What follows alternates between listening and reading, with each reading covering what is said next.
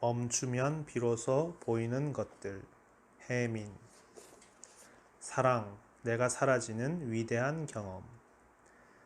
사랑하는 이여, 우리 둘 사이에는 이름 모를 신이 존재합니다. 칼릴 지브란. 칼릴 지브란 책을 접한 건 고등학교 1학년 때였다. 그가 어떤 사람인지 어느 나라 사람인지도 모른 채 그의 글에 빠져들었다.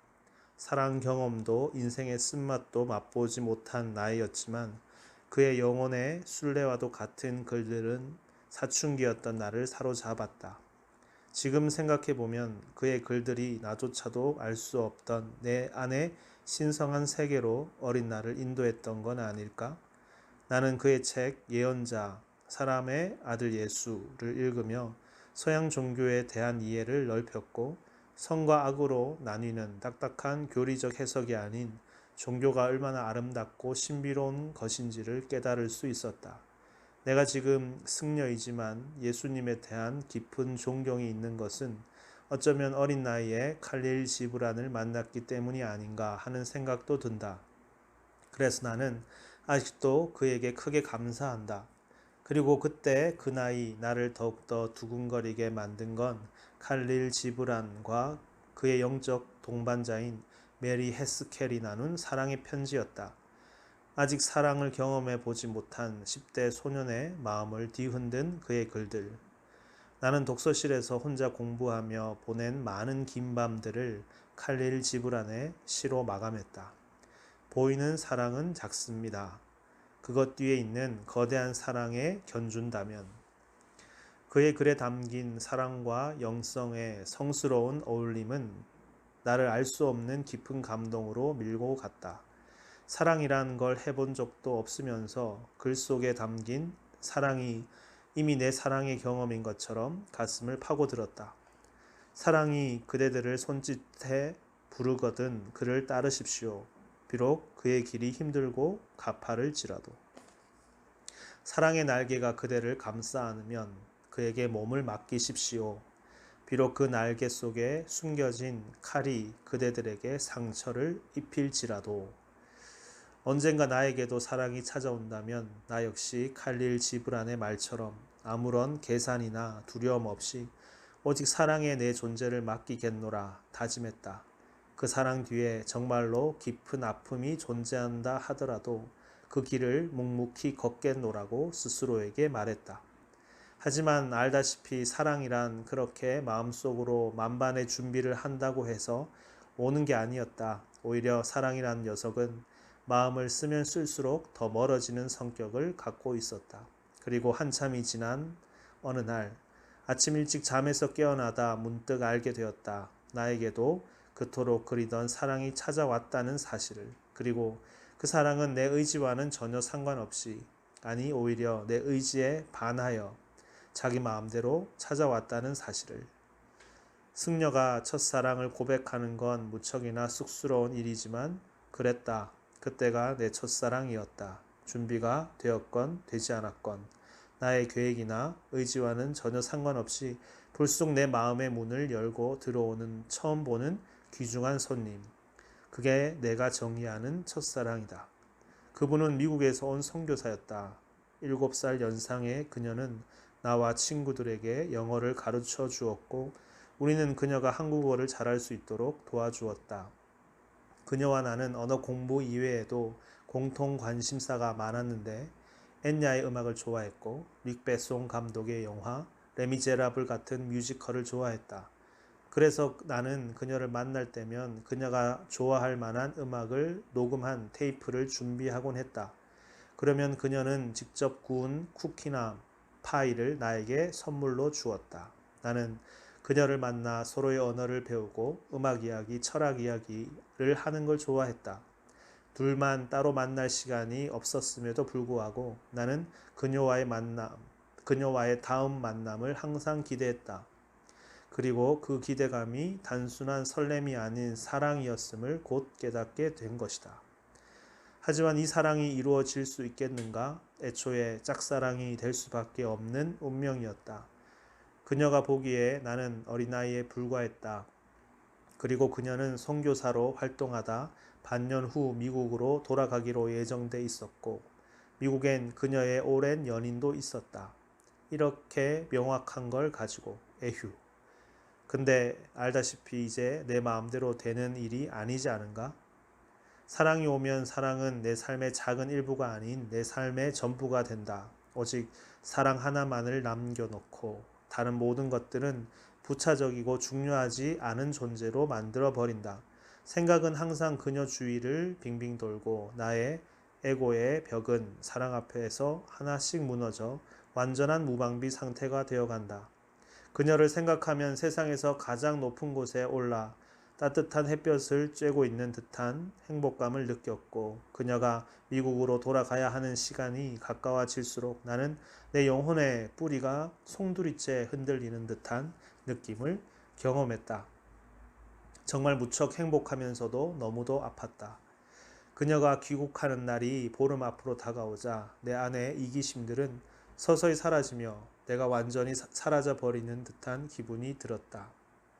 나는 사람들에게 말하곤 한다. 그냥 쉽게 좋아하는 감정을 사랑이라 부를 수 없는 이유는 그 마음의 출발이 그 사람이 아니고 나 좋은 것에서부터 시작되기 때문이라고.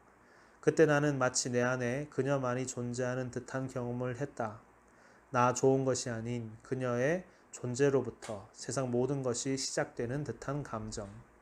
아, 이래서 칼릴 지브라는 사랑하는 사람과 나 사이에 이름 모를 신이 존재한다고 했구나. 그때야 비로소 알 수 있었다. 이미 알고 있다고, 이미 이해했다고 생각했던 그 모든 말들은 내게 새로운 의미를 부여해 주었다. 그 후 나는 내 스스로가 많이 성숙해진 기분이었고 세상을 바라보는 눈길 또한 많이 변해 있음을 느낄 수 있었다. 그녀가 한국을 떠나고 3년 후 나는 그녀로부터 편지 한 통을 받았다. 그녀의 결혼 소식을 알리는 편지.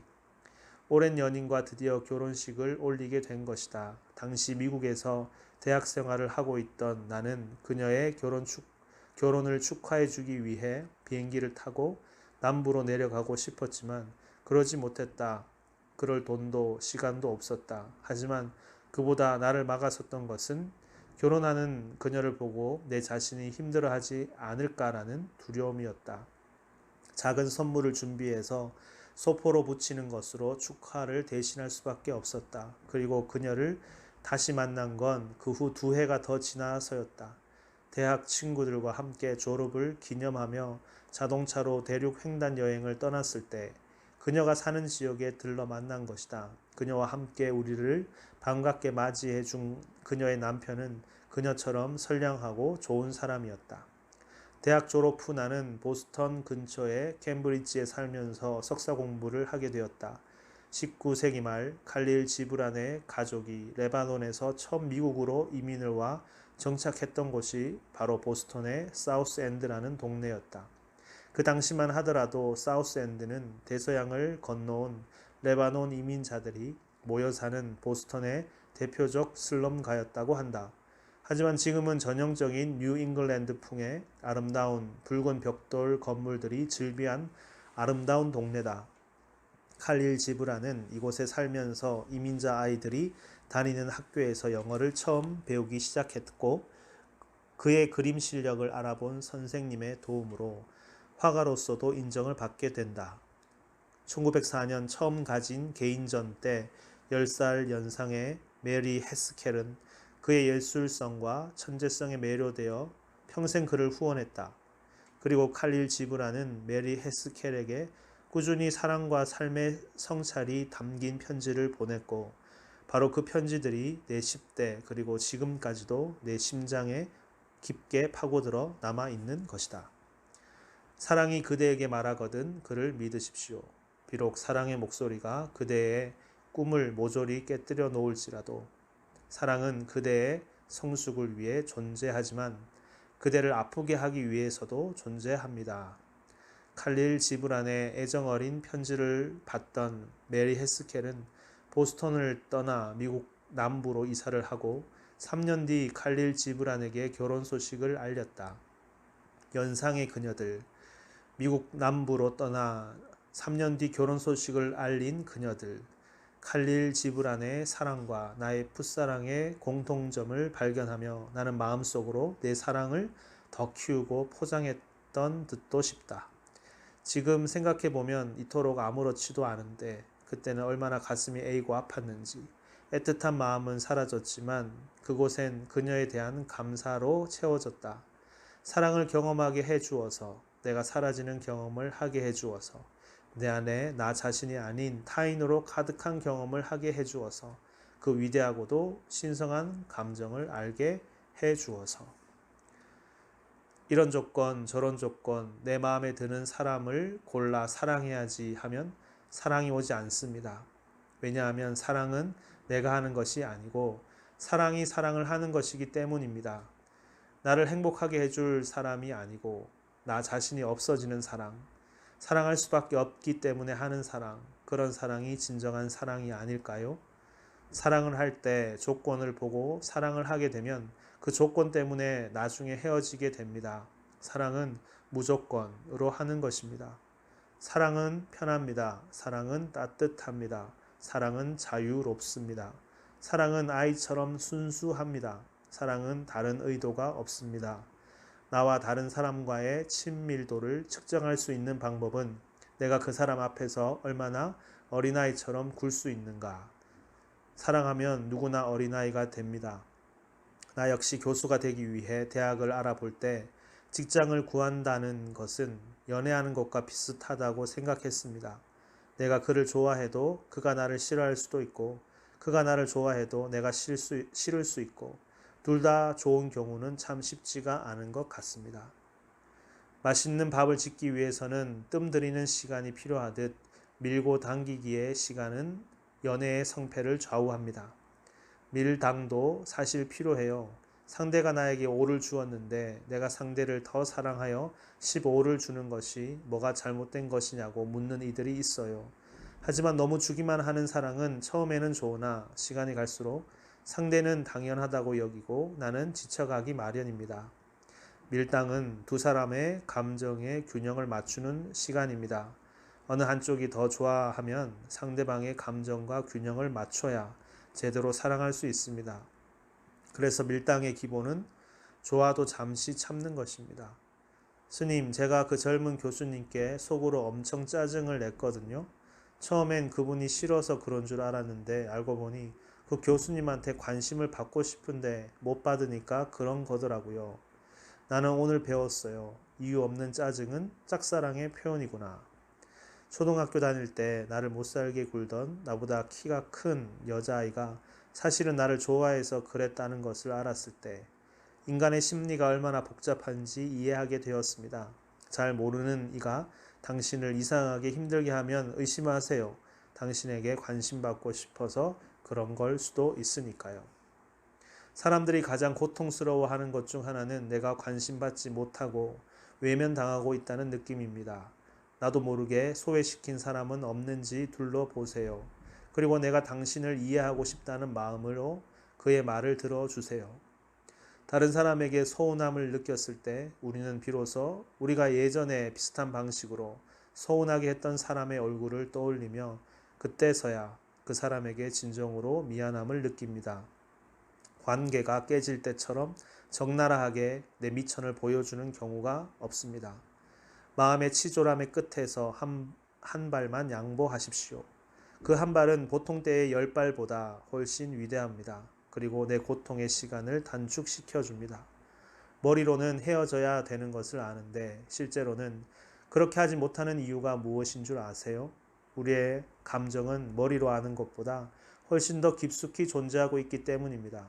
머리가 그만 헤어져라 해도 내 안의 감정이 정리되는 속도는 훨씬 천천히 진행됩니다. 그러다 어느 순간 상대방으로부터 결정타를 맞는 일이 생깁니다. 그 사람이 말로 행동으로 나에게 결정타를 날리는 순간 내 가슴 속 그와의 불빛이 정리되어 소멸됨이 보입니다. 길가에 떨어져 있는 은행나무 열매는 사랑이 끝나 완전히 만신창이가 된 연인들을 영상케 합니다. 나무에 맺혀 있을 때는 좋았던 그 열매가 땅에 떨어져 사람들에게 밟히면서 뜻밖의 냄새가 납니다. 인연을 잘 마무리하려는 노력은 처음 만나서 설레었을 때 기울였던 노력만큼은 해야 예의인 것 같아요. 한 사람과의 관계가 완전히 깨지고 난 뒤에도 그 사람에 대해 나쁘게 이야기하지 않는다면 그것이야말로 진정한 사랑을 했다는 증거입니다. 3년 전에 버리기 아깝다고 느꼈던 물건들을 방 정리를 하면서 지금 버리려고 내놓는 나를 보면서 느꼈습니다. 물건들과 헤어질 때도 사람과 헤어질 때처럼 마음 정리할 시간이 필요했었구나. 헤어지고 나서 한참의 시간이 지난 후 마음속 집착 없이 그가 행복했으면 좋겠다라는 생각이 길을 걸어가다 보면 문득 들어서 나도 다시 행복해질 준비가 되었다는 신호입니다. 사람 때문에 입은 상처는 사람에 의해 다시 치유된다는 말 절대로 틀리지 않아요. 하지만 그 전에 나를 아끼고 사랑해주는 나 자신만의 시간이 필요해요. 그 시간 없이 바로 새 사람을 만나면 새 사람을 사랑하는 것이 아니고 잘못하면 이용하는 것이 됩니다. 좋은 인연이란 시작이 좋은 인연이 아닌 끝이 좋은 인연입니다. 시작은 나와 상관없이 시작되었어도 인연을 어떻게 마무리하는가는 나 자신에게 달렸기 때문입니다.